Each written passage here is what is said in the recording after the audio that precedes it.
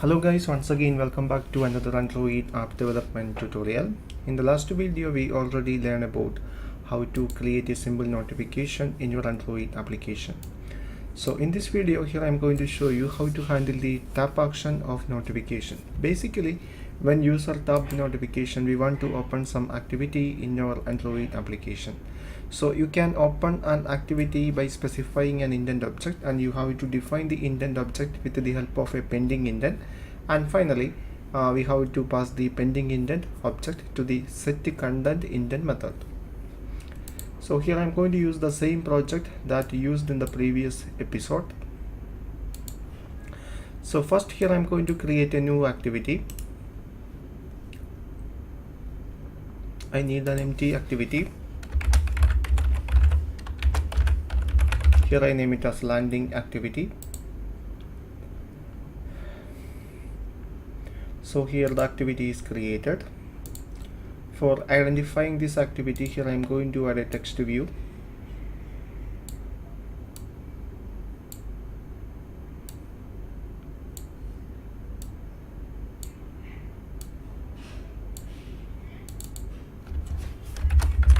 It is the landing activity. Change the text style, change the text size. Okay, so when user tap the notification, we are going to open this activity. Now go to the main activity. So here we have a method that display a symbol notification. So first step, we have to create an indent object. Here I name it as landing indent. First parameter is the context. Second parameter is the activity class name. Here it is landing activity. So now here I am going to specify some flags for the indent. So indent dot flag activity new task, indent dot flag activity clear task. So these flags help proper navigation of the activity when user open the activity from the notification. Okay, so now we can define this indent by using a pending indent. Landing pending indent dot get activity. First parameter is context, second parameter is a request code. I pass 0 as a request code, and last parameter is a flag. Pending indent dot flag one shot. So this flag indicate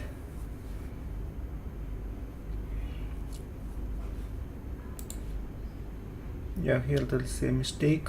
The third parameter we have to pass the landing indent. We forget to add the landing indent. Okay, so here we use the flag one shot. That means this pending indent used only for once. Okay, so now the pending indent is ready.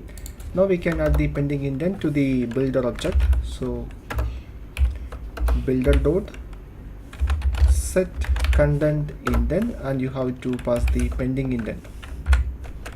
Here it is landing pending indent. Okay, so now we can test the project. So I run the project.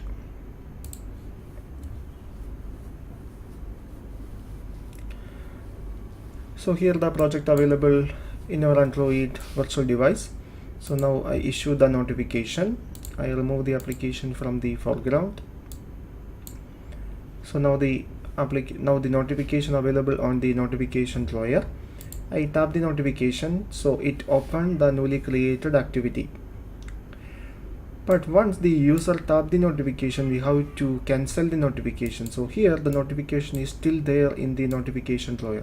So we have to cancel that notification. For that, here you have to specify one more parameter on the builder object. You can simply call the set auto cancel and pass true for it. So this will automatically cancel the notification soon after user tap the notification. So we can check it again. Okay, here I issue the notification. I remove the application from the foreground. Now here the notification available on notification drawer. I tap the notification, and here you can see that notification is automatically cancelled now. So this is how we handle the top action of notification in your Android application. I hope you understand the concept. For getting more Android tutorial updates, please subscribe this channel now. Thank you for watching. See you in the next episode.